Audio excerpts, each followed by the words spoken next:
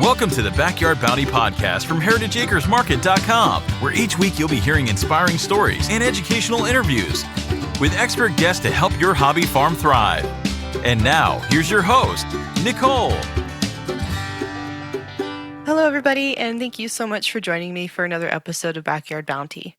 I'm your host, Nicole, and today I'm joined by Pamela with Sunshine Greens Farm, and today we're going to talk about growing and using microgreens. So, Pamela, thank you so much for joining me today. Thank you so much for having me today, Nicole. Absolutely. So you have a microgreen business here in my home state of Colorado. You're actually not too far away from me. And I know that this is what you do for a living now. So can you tell us a little bit more about how you got started into microgreens and about your business as well? Absolutely. About 2 years ago, I wanted to start growing my own food. I had never grown anything, so I had no idea what to expect. I did some YouTube surfing for garden videos, and I stumbled across microgreens, and I fell in love with them. So then I started trying to find all the information I could about growing microgreens, and I just immersed myself in it. So after all night spending trying to find all the information about microgreens, I was super excited to go to my local garden center to go pick up some starter soil, seeds, grow trays, and then I went online for grow lights and specific microgreen seeds. Once I got all my supplies, I went and started planting. I had really fallen in love with gardening. It was really therapeutic for me, which is what I needed in my life at that time. I had learned in the beginning of 2019 that I'd be laid off and jobless by April. The bank I was working for was closing locations, and if I wanted to keep my job, I would have to reapply. I had been working in that industry for over 10 years and was ready for a change. So I was like, I want to start my own business. And all the microgreen videos I saw gave me an idea. Why not start my own microgreen business? From what I saw on YouTube, most microgreen farmers sold their product already cut. I wanted to sell mine live, meaning that the customer will take home a live plant and harvest their own greens. The main reason why I wanted to sell it that way is because I wanted my customers to have the most nutrient-dense superfood. And what better way of doing that than to offer a live product? I had already started growing microgreens for myself and my husband. We loved eating them, and I loved growing them. Why not share the microgreen love? I first started with about 5 different types of microgreens, and now I grow over 30 different types of microgreens, and I'm currently working on adding a few more this year, which I'm really excited about. Awesome. Well, it's really great to know that you were able to find an industry that you enjoy and that was able to work its way into an income, especially when you were about to get laid off. I'm sure that was pretty scary. Oh yeah, it was very stressful. So what exactly is a microgreen? I assume since it's called a microgreen that it's different from a sprout? That is correct. So the 2 main differences between sprouts and microgreens is that sprouts are only grown to their first growth stage, where basically the root tail has started coming out of the seed. And sometimes people will consume them when the first leaf starts to poke out as well. So it really depends on the person and how they like to eat their sprouts. Where microgreens, you need some type of grow medium, substrate. They are grown actually to the true leaf stage, which if people that aren't familiar with gardening and growing things, when you first grow a plant, there are 2 stages. You have the first leaf, which is the little baby leaf that starts collecting all the sunlight and energy that it needs to grow. And then it starts developing the second leaf, which is called the true leaf. And that's the stage that you will eat your microgreens at. So that's the stage that you would want to harvest them. And with microgreens, they're really great because you're eating them at such a young stage. You're getting about 4 to 40 times more nutrients than their full-grown counterparts. And they really do taste like their counterparts. Microgreens are packed full of antioxidants, vitamins, iron, magnesium, fiber. I found a really great website that goes more into detail about the nutritional benefits of microgreens. I'm sure we could add it to the description just so people can read it for themselves. It's onlinelibrary.willy.com. Okay. And then, of course, we'll put that in the show notes, too. So I figured we could talk more about harvesting the microgreens a little bit later in the episode, but you mentioned in the beginning that you chose to sell them like the actual tray, the live microgreen instead of cut. Why is that? And I guess what are some of the pros and cons of that method? So the pros about selling a live microgreen plant would be like with any vegetable, with any fruit, the moment you harvest it, it starts slowly losing its nutrients. With microgreens, they start losing their nutrients a lot quicker than the full-grown plant. So that was one of the reasons why I wanted to sell it live, so people can have like a fresh leafy green product that they can add to their plate. And I've gotten a lot of great compliments, even from chefs, saying that my microgreens have been the best microgreens they've tasted because they're harvesting them right from the plant itself. That makes sense. Yeah, some of the cons, though, was figuring out packaging. That was the hardest thing ever. It took me a good year and a half before I settled on this really nice packaging that I was able to find. It's basically like a plastic berry box that has a lid on it, and it just fits my microgreens just perfect. Awesome. So you mentioned that the microgreens themselves taste like their counterpart. So I'm assuming that means that a radish microgreen rather would taste like a full-grown radish? That is correct. So what seeds you can grow into a microgreen are like basically any vegetable you can grow into a microgreen. The only ones you really need to look out for are vegetables that may make you sick. For an example, tomatoes. You can't eat the plant, but the fruit is okay to eat, but the plant itself can get you sick. So it's those type of plants that you want to stay away from when choosing what type of microgreens to grow. And then, of course, the easiest types that I've noticed to grow are about peas, broccoli, kale, cabbages, turnips. Radishes are really easy, and radishes can be ready to eat in about 7 days.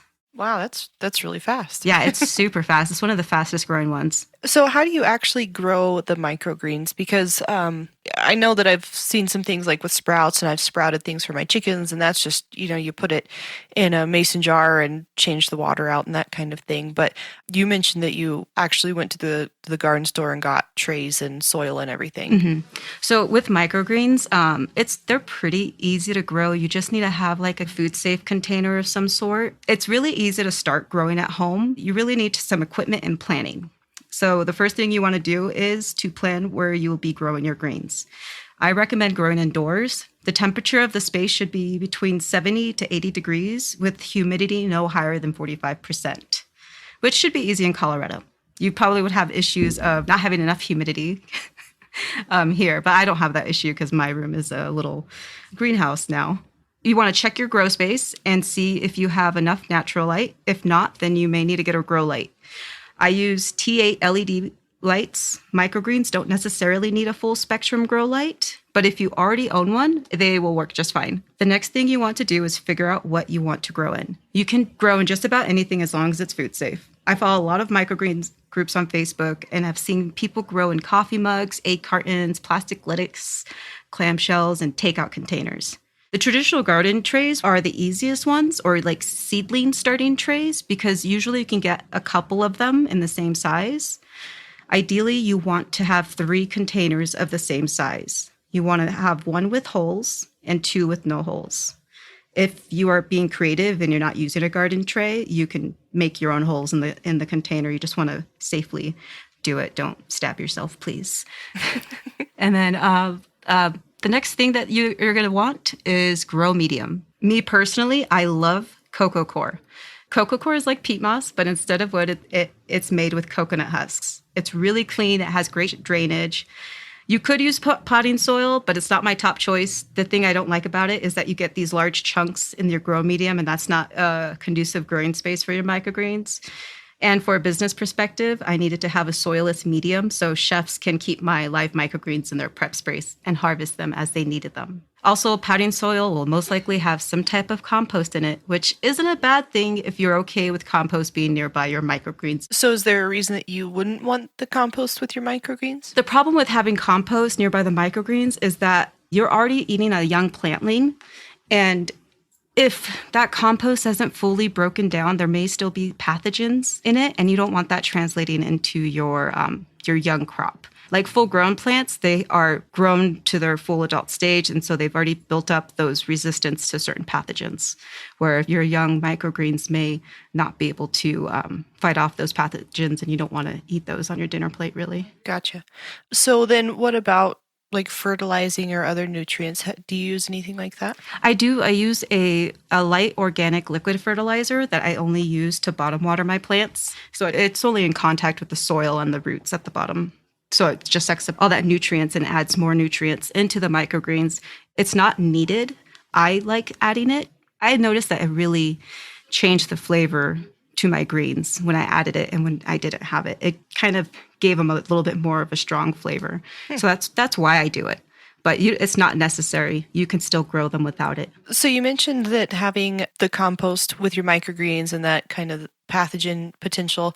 Is there any other safety hazards or safety concerns when growing microgreens? It is really important where you get your seed. You want to get your seeds from a reliable seed company, one that has tested the seed for pathogens and has a 90% or more germination rate is preferred. The companies that I like to use are True Leaf Market, Mums, or Johnny's Seed. I see it especially a lot with people wanting to get cheap sunflower seeds. They'll use bird seed. And for sproutlings, you don't really want to do that. Farms that grow crops for seed have to follow certain standards of care versus farms that grow for bird seeds don't. For example, farms that grow alfalfa seed for sprouting or for microgreens have had to change their grow and harvesting processes to make the seed safer. Because what was happening is that either during the growing process or the harvesting process, the seed was getting contaminated with the compost on the ground, and then people were getting sick with E. coli. So that's why it's really important that you get your seeds from a reliable source. Also, you don't want to get like any seed. You want to get seeds with high germination rates because you don't want to do all this hard work and then only have about 60% germination, with the other 40% has started its process of going back to the earth, which means it's going to mold. Also, there have been studies about sprout-related foodborne illnesses. You will only see sprout-related foodborne illness outbreaks because they haven't really done too many studies with microgreens. But with each of the sprout-related outbreaks, they have been able to link the main source of the pathogen to the seed. So just with that being said, I think it's better safe than sorry to get a reliable seed than to try to go cheap. Sure, that absolutely makes sense. I could imagine somebody trying to grow like chicken scratch or some wild bird food or something like that, which you mentioned is treated completely different than human grade food. So that's probably not a good idea. Yeah, so it's real important to make sure you get good quality seed because you don't want to accidentally make your family sick or get yourself sick. Absolutely. So I know that you mentioned that there's a large variety of seeds that can be grown into microgreens, but is there any of them that are better for the beginner? Yes, the easiest ones to start with are radishes, peas, broccoli, and turnips. I have learned are really easy to grow. And turnips are really nice. They actually kind of taste like a non-spicy radish. It's like they almost have like this romaine lettuce flavor. They're really good. So is there like a size of tray that you would recommend growing? I don't know, not having experience with microgreens, I don't know how much you use at one time or, with harvesting. So is it better to do kind of a larger flat or multiple smaller flats? It really depends on how much vegetables you like. I grow a whole large 10 by 20 flat, which is the standard garden tray you'll see at like any garden store or garden center. That can be a lot of microgreens for maybe a family of 3 to eat if you're not big vegetable eaters. But I have a couple of my customers that are big salad vegetable eaters, and they can eat a whole tray by themselves, like in 1 week. And that surprises me. I still try to get most of my greens in, but I'm still working on it. It's, my New Year's resolution. It sounds like a good one. Yeah. Trying to get more greens than anything else in my diet. Definitely. But yeah, it really depends on just how much greens you eat. You can get like a little microgreen grow kits that they sell on Amazon. They sell like small little kits.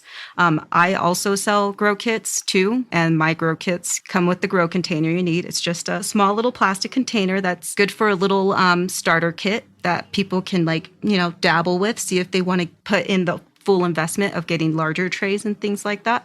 Something that they can just try out and see like, hey, is this something I can enjoy growing? My grow kits, they come with enough seed and grow medium to make 5 harvests. And my customers, they get to choose from a list of seed. that they can try to grow, and they could just let me know. They can customize their kit to what they want to try. That's awesome. That sounds like a really great alternative for folks that might be wanting to try microgreens but don't necessarily live within your service area in Colorado. Mm-hmm. So, speaking of harvesting, how do you actually go about harvesting the microgreen? And I'm just assuming, because they're a young plant, that it's just kind of a single harvest and then that tray's expired. Yes. So most microgreens, they have a single harvest, and basically you would just want to grab a little handful of your sprouts gently and then just cut near the bottom. You can use scissors or a knife. I recommend scissors if it's your first time trying to harvest them. It just makes it easier, because if your knife isn't that sharp, you're going to have a bunch of bruised microgreens. If you don't eat them right away, they may start wilting on you faster than if you cut them with sharp scissors or a sharp knife. So you just want to cut above the soil, give them a light rinsing, and just add them to whatever you're eating. Microgreens can be eaten with everything. The only rule with microgreens is you don't want to cook them. You want to eat them raw, just like with anything else. When you eat a raw vegetable, you're getting a lot of its nutrients than if you were to cook it, and it may lose some of its nutrients. But microgreens, you can put them on your sandwiches, your salads, smoothies. You can add them to wraps. You could put them on your sushi. Really, the options are endless. You could take them, dehydrate them, ground them into a powder, add them to your smoothies, put them in a salad dressing. You can freeze them if you want to. Freezing them, though, I would only recommend to eat them, like to add them to a smoothie if you're going to eat them and you want to do it right away. Because then you don't want like soggy microgreens in your smoothie. That would not be appetizing. So then I guess I just have to ask, since it's part of your New Year's resolution as well, what is your favorite way to eat microgreens? You know what? I love breakfast. I usually eat them in the morning a lot of the times. I'll just throw them on top of however I'm making my eggs that morning. Most of the time, I'll just toss them on top of my scrambled eggs. But a lot of the times, I'll just throw them in my sandwiches. They're really good in the sandwich.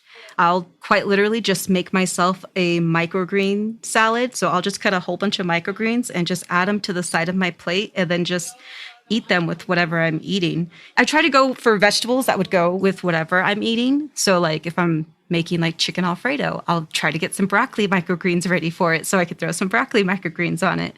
If I'm going to make some spring rolls, I'll try to get some cilantro or carrot microgreens all ready, maybe some cabbages, some Thai basil. So it just really depends on what I'm going to plan on making that week. But like I said, the options are endless. So for people that live in the Colorado area, can you tell us a little bit more about the business side of it and the microgreens that people can purchase from you? Yes, of course. From me, I sell, like I said before, I sell my microgreens live. So when you get home, you're taking home a live plant and you get to harvest it yourself and have the freshest microgreens. But we do offer a subscription service where we will come to your home and deliver a tray of microgreens to you. It basically comes in a little 10 by 10 gardening tray with your microgreens set in it. So it's really easy for you to water. And all they have to do is just leave that on the counter in their kitchen or in a sunny window. And they can keep their greens for about a week, 2 weeks. I've had people keep them alive for a very long time. It just really depends on their, if they can remember to water them, really. But yes, I do deliveries. We do subscriptions. We are at the farmers markets when the season is open. I really enjoy going to farmers markets because I get to talk to people and I get to educate them about microgreens. My first year in 2019, not many people knew what microgreens were. But by the time 2020 rolled around, I think what happened was the pandemic, people were getting online and they were researching and they started finding out more about microgreens. And then we started building our business a lot more in 2020 and people actually knew what microgreens were. I want to contribute that I helped out a little bit in that because I did a lot of educating at the farmers markets on my first year. And then in 2020, I think it just really helped just getting all that information out and trying to educate as many people as I can. Of course, and unfortunately, most of the listeners are not in Colorado Springs because we have listeners from all around the world. Yes. But you have your at-home kits you mentioned. Mm-hmm. Can you tell us, I guess, your website and if there's any other resources if folks wanted to go the grow-at-home route? Yes. So, of course, you can go to my website. I do offer my grow kits. They start at $15. And like I said before, you get enough to make 5 harvests. You get enough seeds and grow medium to grow 5 separate times. I'm actually working on a time-lapse video and like a how-to step guide to grow your microgreens, so people can actually watch a video instead of trying to read my pamphlet or like trying to figure it out from the photos on the pamphlet. They can just watch the video. And they can always call me too. My phone number, they can call me, they can message me on Facebook, Instagram, or just send me a text or call me. I am available to assist people that need help with getting their microgreen kits going, or like trying to figure out, should I put them in light yet? Do they need light? Should I keep them in the dark a little bit longer? You know, I'm here for those kind of questions. Well, that's really generous of you. I know that it's not always easy to get help when you buy a new product. Yeah, and especially when you're planting stuff, I hear this question all the time. They're like, they look at my live microgreens and they're like, I'm gonna kill them. I'm like, no, you won't. It's really easy. I will make it easy. I really do try to make it really easy for my customers to keep their microgreens alive, even if they do forget to water them a few days. I think we've all been guilty of that. Oh, I sure have been.